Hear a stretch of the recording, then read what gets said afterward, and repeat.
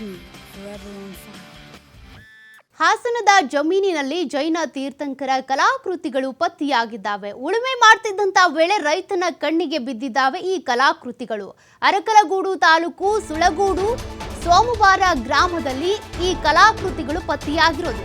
ಹಾಸನದ ಜಮೀನಿನಲ್ಲಿ ಜೈನ ತೀರ್ಥಂಕರರ ಕಲಾಕೃತಿಗಳು ಸಿಕ್ಕಿರೋದು. ಉಳುಮೆ ಮಾಡ್ತಿದ್ದಂತ ಸಂದರ್ಭದಲ್ಲಿ ರೈತನ ಕಣ್ಣಿಗೆ ಈ ಕಲಾಕೃತಿಗಳು ಕಾಣಿಸ್ಕೊಂಡಿವೆ. ಅರಕಲಗೂಡು ತಾಲೂಕು ಸುಳಗೂಡು ಸೋಮವಾರ ಗ್ರಾಮದಲ್ಲಿ ಸಿಕ್ಕಿರುವಂತಹ ಕೃತಿಗಳು ಜೈನ ಬಸದಿ ಕಲ್ಲಿನ ವಿಗ್ರಹಗಳು ಹಾಗೂ ನಿಷಾದಿ ಕಲ್ಲುಗಳು ಕೂಡ ಇಲ್ಲಿ ಪತ್ತೆಯಾಗಿವೆ. ಗಂಗರು ಹಾಗೂ ಚೋಳರ ಕಾಲದ ಶೈಲಿಯಲ್ಲಿ ಕೆತ್ತಿರುವಂತಹ ಶಿಲೆಗಳು ಇವು ಎನ್ನಲಾಗ್ತಾ ಇದೆ. ಗ್ರಾಮದ ಮಂಜು ಎಂಬುವವರ ಜಮೀನಿನಲ್ಲಿ ಉಳುಮೆ ಮಾಡ್ತಾ ಇದ್ದಂತ ಸಂದರ್ಭದಲ್ಲಿ ಈ ವಿಗ್ರಹಗಳು ಕಲಾಕೃತಿಗಳು ಪತ್ತೆಯಾಗಿವೆ. ಶಿಲೆಗಳನ್ನ ವಸ್ತು ಸಂಗ್ರಹಾಲಯಕ್ಕೆ ಕಳಿಸೋದಕ್ಕೆ ತೀರ್ಮಾನವನ್ನ ತೆಗೆದುಕೊಂಡಿದ್ದಾರೆ. ರೈತರು ಉಳುಮೆ ಮಾಡ್ತಾ ಇದ್ದಂತ ಸಂದರ್ಭದಲ್ಲಿ ಮಂಜು ಅನ್ನುವಂಥವರ ಜಮೀನಿನಲ್ಲಿ ಇವು ಗಂಗರು ಹಾಗೂ ಚೋಳರ ಕಾಲದ ಕೃತಿಗಳು ಪತ್ತೆಯಾಗಿರೋದು. ನೋಡಿ, ಆ ಫೋಟೋಗಳನ್ನ ನೀವು ಗಮನಿಸ್ತಾ ಇದ್ದೀರಾ. ಗೌತಮ ಬುದ್ಧನ ವಿಗ್ರಹ ಇರ್ಬೋದು, ಕೆಲವೊಂದಷ್ಟು ಚೋಳರು ಮತ್ತು ಗಂಗರ ಕಾಲದ ಒಂದಷ್ಟು ಬೇರೆ ಬೇರೆ ಕಲಾಕೃತಿಗಳು ಪತ್ತೆಯಾಗಿದ್ದಾವಂತೆ.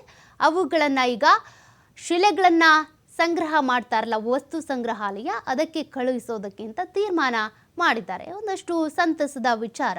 ಅವ್ರ ಜಮೀನಿನಲ್ಲಿ ಪತ್ತೆಯಾಗಿರುವಂತಹ ಕಲಾಕೃತಿಗಳಿವು.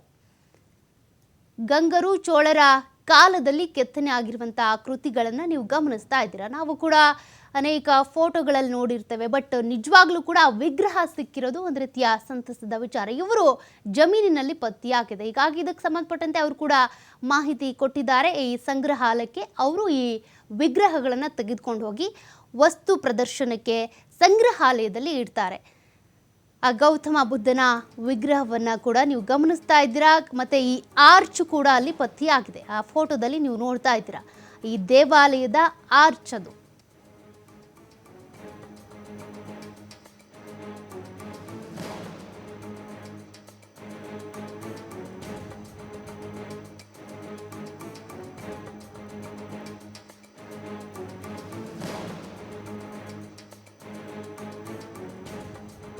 ಆಗಿದ್ದಾವಂತೆ.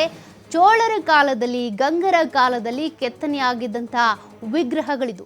ಯಾರ್ಯಾರೋ ಶಿಲ್ಪಿಗಳು ಕೆತ್ತನೆ ಮಾಡಿರ್ತಾರೆ. ಅಂತಹ ವಿಗ್ರಹಗಳು ಈ ರೀತಿಯಾಗಿ ಸಿಗೋದು ಬಹಳ ಅಪರೂಪ.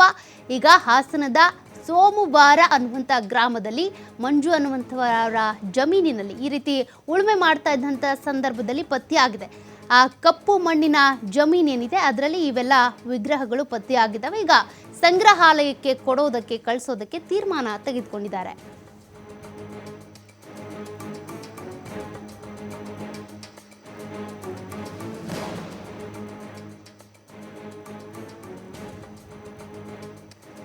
ಹಾಸನದ ಜಮೀನಿನಲ್ಲಿ ಜೈನ ತೀರ್ಥಂಕರರ ಕಲಾಕೃತಿಗಳು ಪತ್ತೆಯಾಗಿರುವಂಥ ಆ ಫೋಟೋಗಳನ್ನ ನೀವು ಗಮನಿಸ್ತಾ ಇದ್ದೀರಾ. ಈಗ ಸದ್ಯಕ್ಕೆ ಆ ಕಲಾಕೃತಿಗಳನ್ನು ಸಂಗ್ರಹಾಲಯಕ್ಕೆ ತಲುಪಿಸ್ಬೇಕು ಅಂತ ಅಲ್ಲಿನ ಜಮೀನು ಮಾಲೀಕರು ಮಂಜು ಏನಿದ್ದಾರೆ ಅವರು ತೀರ್ಮಾನವನ್ನು ತೆಗೆದುಕೊಂಡಿದ್ದಾರೆ. ಬಟ್ ಒಂದು ರೀತಿಯಾಗಿ ಯಾವುದೋ ಕಾಲದ್ದು ಅಂದರೆ ಗಂಗರು ಚೋಳರ ಕಾಲದ ಆ ವಿಗ್ರಹಗಳನ್ನು ನೋಡೋದೇ ಒಂದು ರೀತಿಯ ಭಾಗ್ಯ. ಅಂತಹ ವಿಗ್ರಹಗಳು ಈಗ ಮಂಜು ಅವರ ಜಮೀನಿನಲ್ಲಿ ಪತ್ತೆಯಾಗಿದ್ದಾವೆ. ಆ ವಿಗ್ರಹಗಳನ್ನು ಈಗ ಸಂಗ್ರಹಾಲಯಕ್ಕೆ ಕಳಿಸೋದಕ್ಕೆ ಅಂತ ತೀರ್ಮಾನ ತೆಗೆದುಕೊಂಡಿದ್ದಾರೆ. ಆ ಒಂದಷ್ಟು ವಿಗ್ರಹದ ಫೋಟೋವನ್ನು ನೀವು ಗಮನಿಸ್ತಾ ಇದ್ದೀರಾ.